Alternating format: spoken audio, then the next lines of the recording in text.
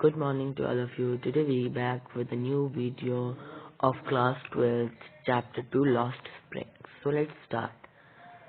Sometimes find a rupee in the garbage. The author comes across Sahib every morning. Sahib left his home in Dhaka long time ago.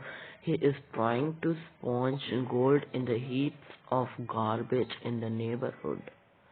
The author asks Sahib why he does that. Sahib mutters that he has nothing else to do. There is no school in his neighborhood. He is poor and works barefooted. There are 10,000 other shoeless rag pickers like Sahib. They live in Simapuri on the outer edge of Delhi, in structures of mud with roofs of tin and tarpaulin, but devoid of sewage drainage and running water. They're squatters who come from Bangladesh back in 1971. They have lived here for more than 30 years without identity cards or permit. They have right to vote. With ration cards they get grains. Food is more important for survival than identity. Wherever they find food, they pitch their tents that become transit homes.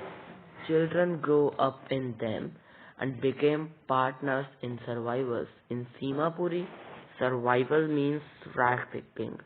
Through the year, rag picking has acquired the proportions of a fine art.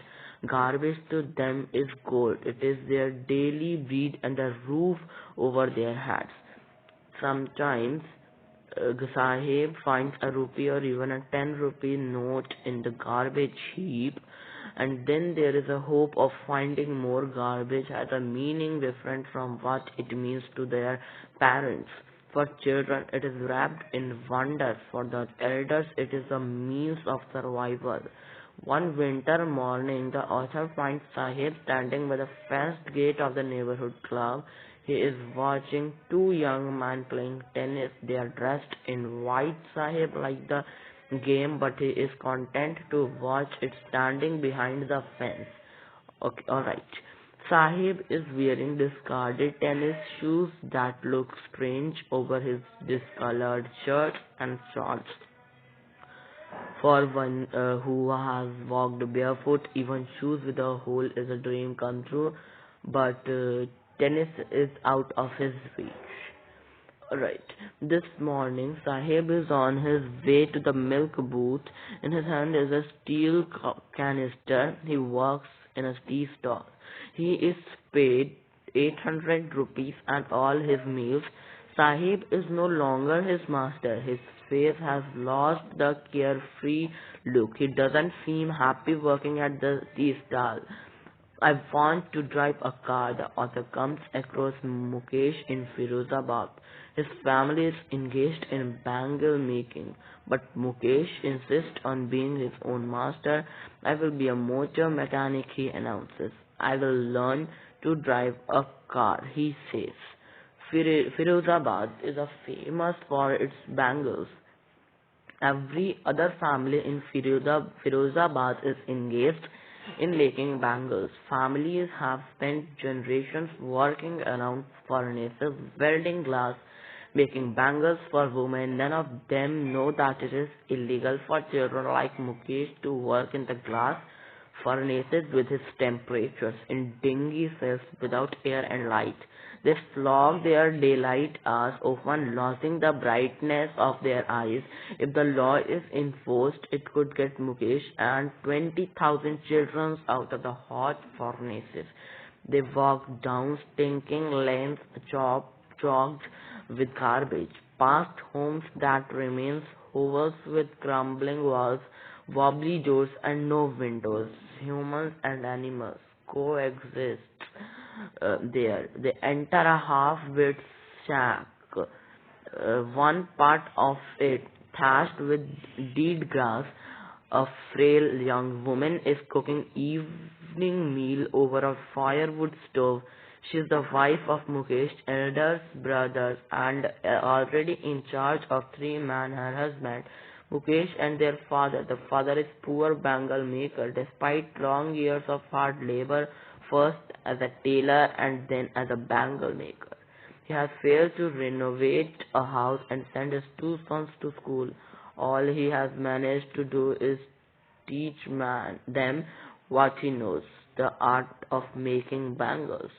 Mukesh's grandmother has watched her own husband go blind with the dust from polishing the glass of bangles. She says that it is his destiny. She implies that God given lineage can never be broken.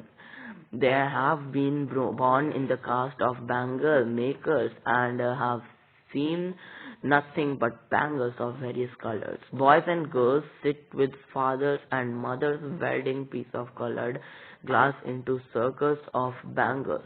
They work in dark hutments next to two lines of flames of flickering oil lamps. Their eyes are more adjusted to the dark than to the light outside. They often end up losing their eyesight before they become adults. Savita, a young girl in a drab pink dress, sits alongside an elderly woman. She is soldering piece of glasses. Her hands move mechanically like the tongs of machine. Perhaps she does not know the sanctity of the bangles she helps make. Alright? The old woman beside her has not enjoyed even one full meal in her entire lifetime.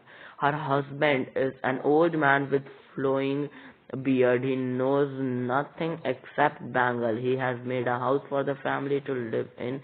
He has a roof over his head. Little has moved with time in Firozabad.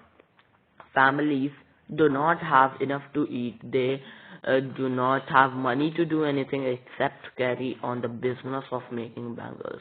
The young men echo the lament of their elders. They have fallen into the vicious circle of middlemen who trapped their fathers and forefathers.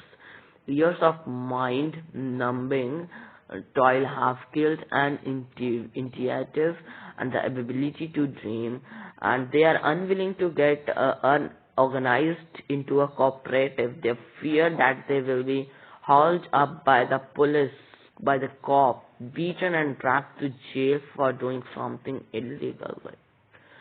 Alright, there is no leader among them. No one helps them to see things differently. All of them appear tired. They talk of poverty, apathy, greed, and injustice. Two distinct worlds are visible. One family is caught in poverty and burdened with the stigma of caste in which they are born. The other, a vicious circle of moneylenders, the middleman, the policeman, the keepers of laws, and politicians. And together they have imposed the baggage on the child that he cannot put it down. He accepts it as naturally as his father. To do anything else would mean to dare, and daring is not part of his growing up. The author is cheered when she senses a flash of it in Mukesh, who wants to be a motor mechanic. Thank you.